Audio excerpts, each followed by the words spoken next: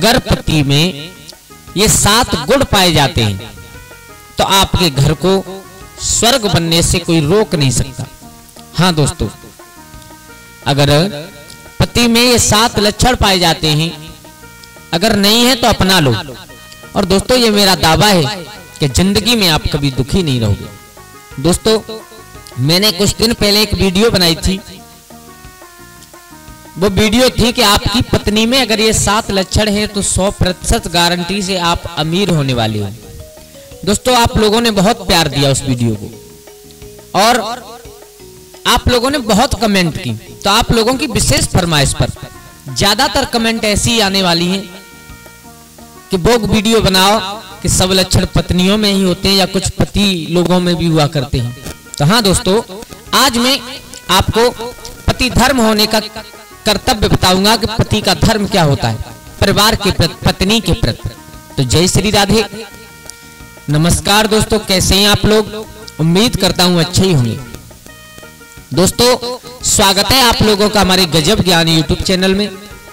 एक बार फिर आज आप लोगों के सामने एक ऐसी कहानी लेकर के पेश हुए हैं जिसे सुनने के बाद आप लोगों को लगेगा कि हकीकत में अगर इंसान ये 7 लक्षण अपना ले तो कभी भी जीवन में दुखी नहीं रहेगा।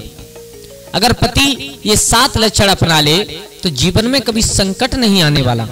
दोस्तों आप लोगों से एक निवेदन करूंगा कि अगर आपके पास टाइम है तो ही इस वीडियो को देखिए। क्योंकि इस वीडियो में आज हम आपको बहुत कुछ बताने वाले हैं, शायद आप लोगों के जीवन में कुछ प्रभाव पड़े।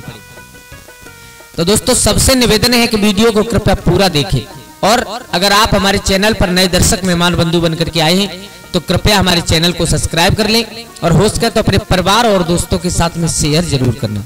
तो आ जाओ, आप लोगों का समय ज्यादा बर्बाद ना करते हुए प्रारंभ करते हैं, चलते हैं कहानी की तरफ। आप सब लोग एक बात जानते हो कि परिवार रूपी गाड़ी में पति पत्नी नाम के 2 पहिया हुआ करते हैं। परिवार रूपी गाड़ी में पति पत्नी नाम के 2 पहिया हुआ करते हैं। अगर आप जानते हो कि गाड़ी में 2 पहिया की गाड़ी हो और उसमें से अगर एक पहिया खराब हो जाए तो गाड़ी चलना मुश्किल हो जाती है। ऐसे ही अगर पति गलत रास्ते पर चलने लगे और पत्नी सही चले फिर भी परिवार विनाश की ओर चलने लगता है। अगर पत्नी गलत रास्ते पर चलने लगे परिवार फिर भी विनाश की ओर जाने लगता है। तो दोस्तों कभी भी हमें इन 7 लक्षणों को भूलना नहीं चाहिए। कौन से हैं वो? आ जाओ, जरूर आप लोगों को हम बताएंगे और शायद उम्मीद करेंगे कि शायद आप लोगों ने अपनाओ। तो दोस्तों ये कहानी है एक चंद्रवंशी राजा की। इस पावन पवित्र चंद्रवंश में एक राजा हुए। उन्होंने अपना यज्ञ करके यानी जैसे भी था यज्ञ संपन्न करने के बाद इंद्रासन ले लिया, यानी वो इंद्र बन गए। इंद्रासन पर बैठने के बाद और एक दिन वो गली से निकल करके जा रहे थे तो उन्होंने देखा कि जो पुराना इंद्र था, जो पुराना देवताओं का राजा था, उसकी पत्नी छत पर खड़ी है। तो वो इंद्र की पत्नी, पुराने वाले इंद्र की पत्नी और नए इंद्र को देख करके थोड़ी सी मुस्काई, हंसी। अच्छा हंसी तो वो इस बात पे कि देखो ये भी इंद्र बनने लायक, इन्होंने भी इंद्रासन ले लिया है। लेकिन उस नए राजा ने ये समझ लिया कि ये मुझे देख करके हंस रही है। मेरे भैया दिल में वही ज्वाला जलने लगी। घर पहुंचे, घर जाकर के पत्नी को सारा हाल बताया। बोले आज ऐसे ऐसे हमारे साथ में ये घटना हुई। बोले क्या? बोले जो पुराना इंद्र था उसकी पत्नी मुझे देख करके हंस गई। तो पत्नी ने घर पे समझाया है, महाराज तुम नहीं जानती हो, ये पराई स्त्री होती है ना, पराई स्त्री ये हमेशा एक जहर की बुझी हुई कटारी हुआ करती है। इंसान पराई स्त्री से प्यार तो करता है लेकिन आखिर में उसे और उसका नतीजा भुगतना पड़ता है जरूर। महाराज देखो एक बात समझाएं हम तुम्हें। वो महारानी समझा रही है अपने पिया को। आपके दिल में जो बात है ना उसे निकाल दीजिए। क्यों निकाल दीजिए? इसलिए निकाल दीजिए कि पर नारी पैनी छुरी, यानी पराई स्त्री एक छुरी के समान होती है। पर नारी पैनी छुरी 3 तरह सो खाए, धन हरे यौवन हरे और फिर घोर नरक ले जाए। महाराज सबसे पहले धन की हानि हुआ करती है, दूसरी बात शरीर बर्बाद हुआ करता है, और तीसरी बात उसे रौरव नरक की प्राप्ति हुआ करती है जो इंसान पराई स्त्री से प्यार करता है। महाराज आप लोग, आप समझदार हो, आप समर्थवान हो, राजा हो आप, और अगर आप ही इस बात को सोचोगे तो फिर कैसे चलेगा, प्रजा क्या करेगी। लेकिन महाराज कहते हैं ना कि कौआ अंधो रात में दिन में उल्लू होए, और कामी अंधो रात दिन जगी बुद्धि गई सब खोए। यानी जो कौआ नाम का पक्षी होता है उसे रात्रि में दिखाई नहीं देता, और जो उल्लू होता है उसे दिन में दिखाई नहीं देता, लेकिन कामी पुरुष होते हैं, पराई स्त्रियों के लगवार हुआ करते हैं, वो दिन और रात दोनों में अंधे हुआ करते हैं। महाराज की समझ में कोई बात नहीं आई। एक चिट्ठी लिखी जो पुराने इंद्र की पत्नी थी उसके लिए। उस चिट्ठी में साफ साफ शब्दों में लिखा कि कल के मध्य भाग में, कल के दोपहर में, और हम तुम्हारे भवन में आएंगे, हम तुम्हें अपनाने के लिए। मेरे भैया उस चिट्ठी को लिख करके महाराज नहुस ने और कहा पुराने इंद्र की पत्नी के पास भेज दिया। वो पतिव्रता स्त्री थी। उसने विचार किया, बोले भगवान ये क्या हुआ, ये राजा तो पागल हो गया, ये इंद्र तो पागल हो गया, नहुस बिल्कुल पागल हो गए, लेकिन अपने धर्म को कैसे बचाएं। तो कहते हैं ना कि जो बुद्धिमान व्यक्ति हुआ करते हैं वो कभी संकट में नहीं फंसते। वो स्त्री बहुत चतुर थी। उसने विचार किया चलो ये हमें अपनाने के लिए आ रहे हैं, लेकिन एक शर्त लगाते हैं। क्या शर्त ये लगाई, पत्र वापस दोबारा भेजा, और उस पत्र में साफ साफ लिख करके भेजा, महाराज नहुस मैं तुम्हें अपना लूंगी, लेकिन अपनाऊंगी कब, कि आप जिस पालकी में बैठ करके मेरे पास आओगे उस पालकी को कहार की जगह पर सप्त ऋषि महात्मा लेकर के आएंगे। देखना आप लोग गौर करना, इस कहानी से हमें बहुत कुछ सीखने के लिए मिलेगा। साफ साफ लिख दिया कि महाराज जिस पालकी में आप बैठ करके आओगे और उस पालकी में कहारों की जगह पर सप्त ऋषि महात्मा लगा करके लाओगे, तब हम तुम्हें अपनाएंगे। तो मेरे भैया महाराज नहुस ने वो चिट्ठी पढ़ी तो एकदम खुश हो गए। उन्हें क्या मालूम क्या होने वाला है। मेरे भैया धीरे धीरे धीरे धीरे सुबह हो गया। टाइम वही आने वाला है जब महाराज नहुस को और पुराने इंद्र की पत्नी के भवन में जाना है। मेरे भैया राजा देवताओं के राजा थे इंद्र, नहुस महाराज इंद्र बन चुके थे, तो उन्होंने सप्त ऋषि महात्माओं को आदेश दिया। तो महात्मा कहाँ उनका हुक्म टालें। मेरे भैया पालकी में महाराज नहुस सवार हुए और कहारों की जगह पर सप्त ऋषियों का मंडल लग गया उस पालकी के नीचे।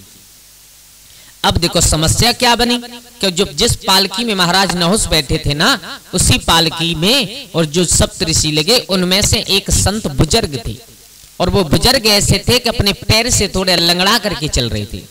आप लोग जानते हो कि अगर कहार लंगड़ाने लगे तो पालकी अपने आप हिलने लगेगी। जब उस पालकी में और मेरे भैया जब हिलने लगी वो पालकी, तो महाराज नहुस के दिमाग में केवल सिर्फ और सिर्फ इंद्राणी का विचार था कि हम कब वहां पहुंचे।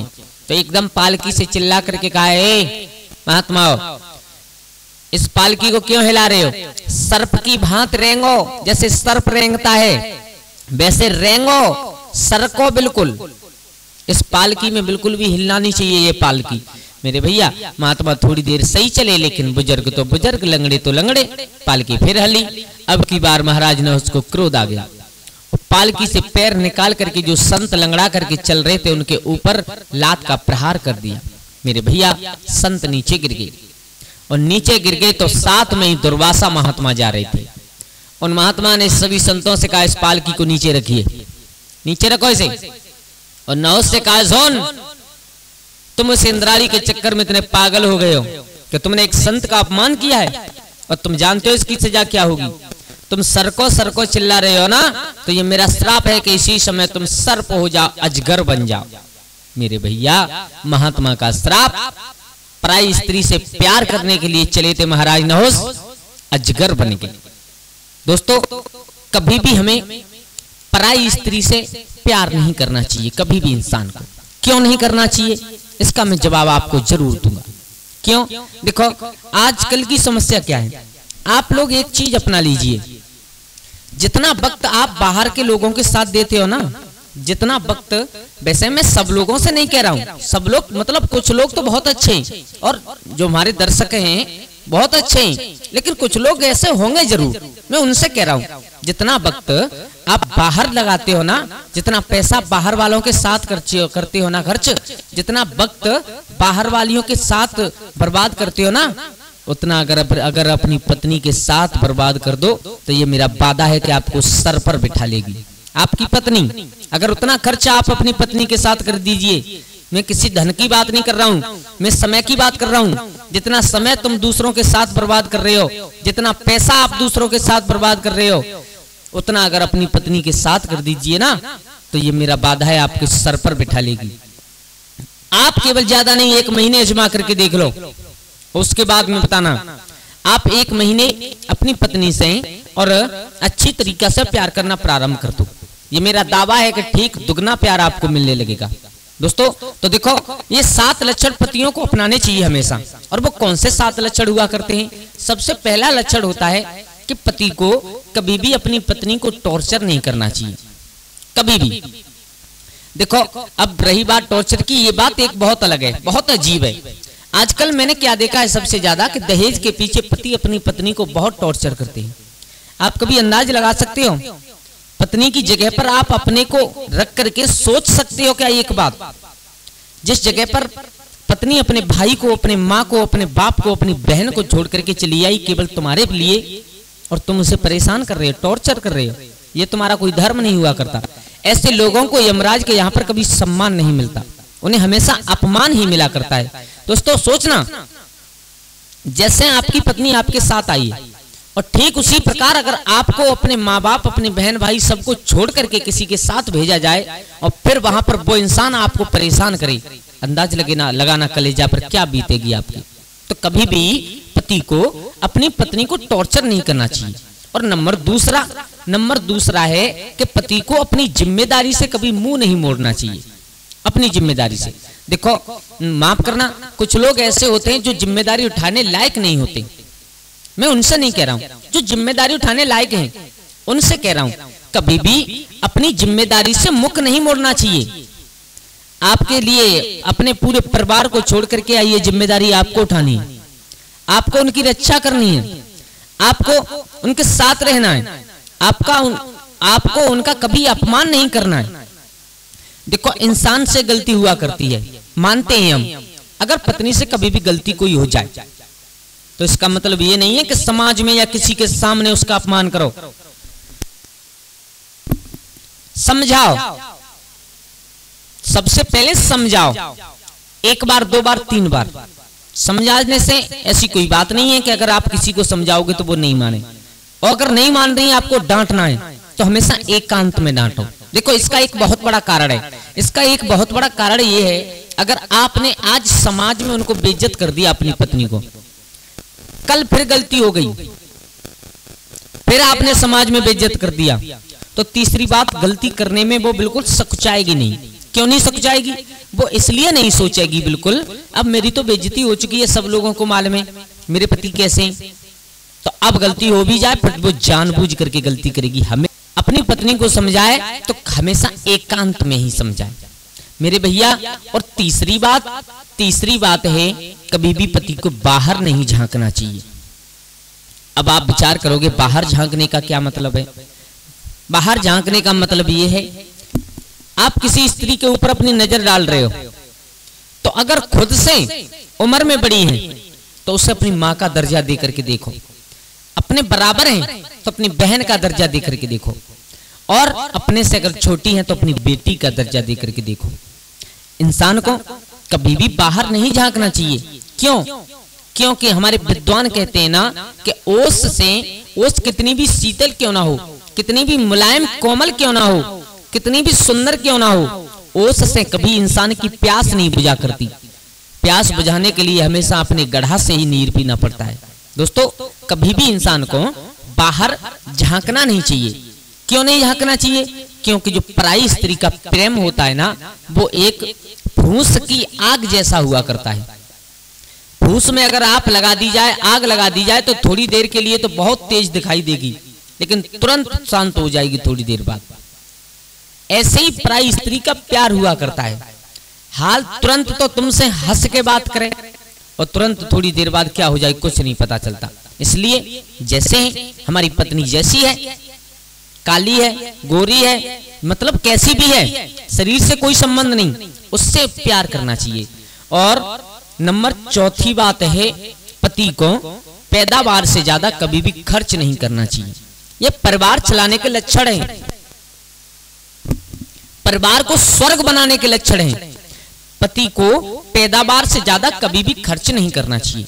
आप लोग जानते हो, पैदा कम खर्चा ज्यादा, उस इंसान को 101% मिटना ही होता है। क्यों? आप अगर दिन में 100 रुपए कमा रहे हो और शाम को 150 रुपए खर्च कर रहे हो, तो बाकी 50 कहां से आएंगे? सोचना आप लोग सोचना। कुछ लोग पीने वाले होते हैं, मदिरा पान करते हैं, वो हमेशा इस बात का ध्यान रखें, कभी भी बेमतलब का खर्च इंसान को नहीं करना चाहिए। जैसे कि पीने की बात, शराब पीने की, ये देखो स्वास्थ्य के लिए भी हानिकारक होती है, परिवार में भी कलेश हुआ करती है, परिवार में भी कलेश हुआ करती है। तो कभी भी इंसान को ये बेफिजूल का खर्च नहीं करना चाहिए। और नंबर 5 है, पत्नी व्रत धर्म का पालन करना चाहिए। पत्नी व्रत धर्म का पालन क्या होता है? अपनी पत्नी को अच्छा प्यार देना, अच्छी तरीका से समझाना बुझाना, परिवार में सुमत बना करके रखना।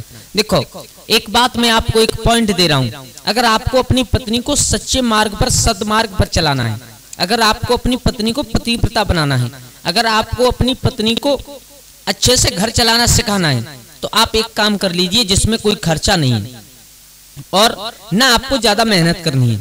एक छोटा सा काम कर लीजिए, मेरा दावा है कि आपकी पत्नी 101% बिल्कुल सीधे रास्ते पर चलना आ जाएगी, पतिव्रत धर्म का पालन करने पर आ जाएगी। उसके लिए आपको ये करना है कि सबसे पहले खुद सुधरना पड़ेगा, खुद पत्नी व्रत धर्म का पालन करना पड़ेगा, तब हमारी पत्नी जाकर के कहीं पतिव्रता बन पाएगी। और दोस्तों, छठवीं बात है कि छोटी छोटी बातों पर कभी भी परिवार में शक नहीं करनी चाहिए। पति ये नियम बना ले, छोटी मोटी गलती हुआ करती हैं, उनको समझाने से वो मान जाएंगी, और छोटी छोटी बातों पर कभी भी शक की नजर से नहीं देखना चाहिए। और देखो, जहां पर आपस के प्यार में जहां शक पैदा हो गया ना, वहां पर प्यार में अपने आप दूरी बनती जाती है। क्यों? क्योंकि ये परिवार एक रिश्ता, पति पत्नी का रिश्ता ऐसा होता है कि जो हकीकत में ही विश्वास पर टिका हुआ होता है। मेरे भैया, अगर आपने ये 6 बातें अपना ली तो 7वीं बात, 7वां लक्षण अपने आप आ जाएगा, ये मेरा वादा है। अगर आपने ये 6 बातें अपना ली तो 7वां लक्षण अपने आप आ जाएगा कि हमेशा अच्छी सुमत बना करके रखनी चाहिए, अच्छी सुमत बना करके रखनी चाहिए। मेरे भैया, जब 6 लक्षण हम अपना लेंगे तो सुमत अपने आप बन जाएगी। क्यों? क्योंकि आजकल सबसे ज्यादा झगड़े हैं तो इन्हीं बातों के में। किसी घर में झगड़ा है, कुछ का पति पैसा कम पैदा करता है, पीता ज्यादा है, खर्च ज्यादा करता है। किसी घर में इस बात का झगड़ा है, उसके पति का दूसरी जगह कहीं चक्कर चल रहा है। किसी घर में इस बात का झगड़ा है कि पति अपनी जिम्मेदारी से मुंह मोड़ करके हट गया एक तरफ। किसी घर में इस बात का झगड़ा है, ना धन की कमी है, ना किसी बात की कमी है, लेकिन पति पत्नी को टॉर्चर बहुत करता है। मेरे भैया, अगर ये 7 लक्षण आप लोगों ने अपना ले तो ये मेरा वादा है कि आपके घर को स्वर्ग बनने में ज्यादा देर नहीं लगेगी। तो दोस्तों, आप लोगों ने जो कमेंट की, उसके बाद हम लोगों ने सोच विचार कर, मंथन करने के बाद आप लोगों तक ये वीडियो पहुंचाने की कोशिश की है। तो कैसी लगी आप लोगों की हमारी कहानी, एक बार कमेंट में जरूर बताएं। और आप लोगों का बहुत बहुत धन्यवाद कि आप वीडियो के आखिरी तक बने रहे। दोस्तों, आज के लिए बस इतना ही। कल फिर मिलते हैं किसी एक नई कहानी, एक नई चर्चा के साथ। तब तक के लिए सभी लोग आनंदित रहिए, खुश रहिए। जय श्री राधे, जय श्री राम।